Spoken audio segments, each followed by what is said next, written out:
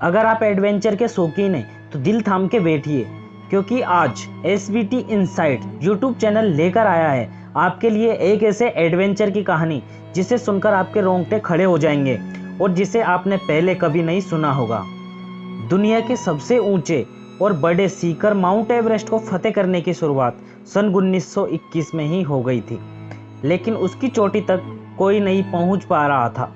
और एवरेस्ट की चोटी तक पहुंचना इतना आसान भी नहीं था, क्योंकि वहां तक पहुंचने के लिए बहुत ही खतरनाक और मुश्किल हालातों से गुजरना होता था, क्योंकि 29,800 फीट इस मंजिल के रास्तों में बहुत सारे मौत के दरवाजे हैं। इस मिशन में कई लोग असफल भी हुए, कई लोगों ने अपनी जान भी गंवा दी और बहुत सारे लोगों के सब तो आज भी उस बर्फीली चट्टानों के बीच में दबे पड़े हैं, जिसे आज तक वापस नहीं लाया गया। लेकिन फिर भी साहस के शूरवीरों ने हिम्मत नहीं हारी और वह एवरेस्ट की चोटी तक पहुंचने का लगातार प्रयास करते रहे।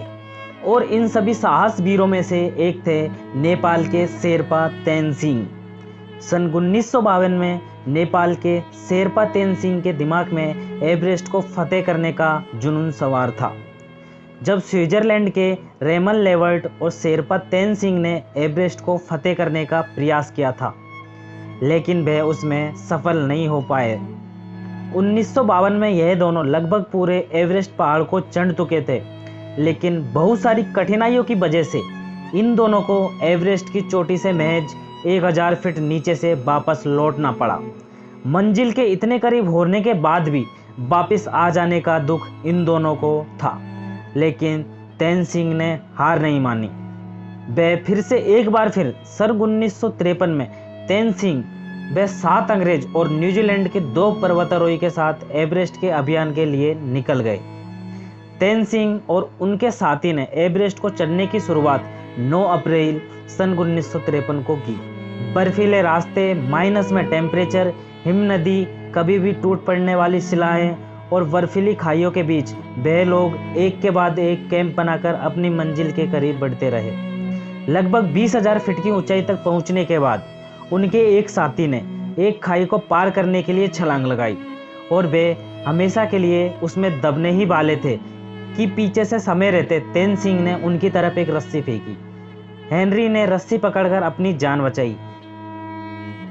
अगर तेनसिंह ने वो रस्सी ना फेंकी होती तो हेनरी अपनी जान गंवा देते और उनको अपने जीवन से हाथ धो बैठते। खैर, तेनसिंह और हेनरी के साथ उनकी टीम धीरे धीरे एवरेस्ट की चोटी के नज़दीक आते रहे। उनसे पहले चढ़ाई शुरू करने वाले पहले से ही एक टीम वहां पर थी जो तेनसिंह की टीम से पहले एवरेस्ट को चढ़ने वाली थी।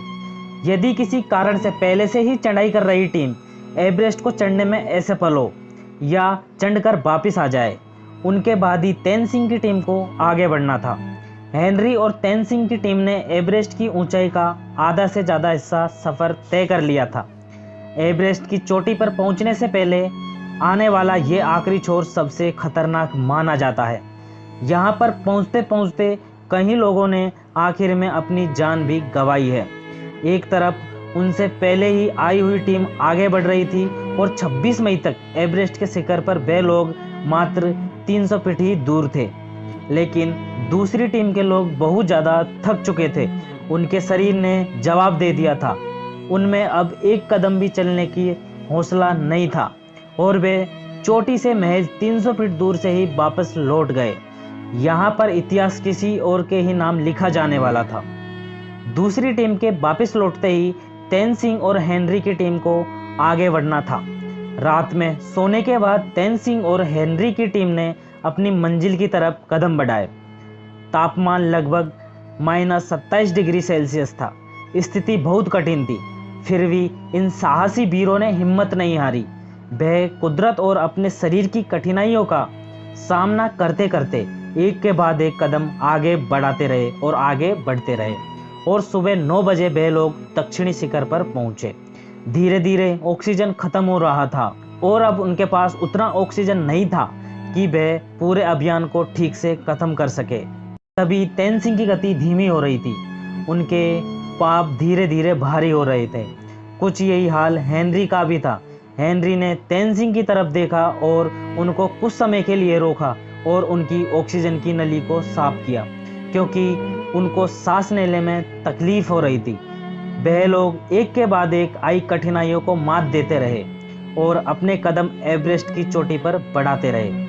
और आखिर में 29 मई 1953 का वह दिन जब हेनरी और तेनजिंग का नाम इतिहास में दर्ज हो चुका था।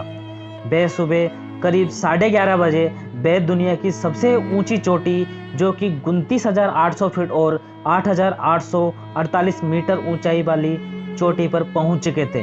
तब उनकी खुशियों का ठिकाना नहीं था। यह एवरेस्ट की चोटी से कुछ रियल वीडियो हैं जो किसी इंसान को मंत्रमुग्ध करते हैं। इस तरह विश्व के लिए दुर्गम एवरेस्ट का सफ़र नेपाल के शेरपा तेनजिंग और न्यूजीलैंड के हेनरी ने फतेह कर लिया था, और इस तरह इंसानों ने एक और कुदरती विषमता को परास्त कर दिया था।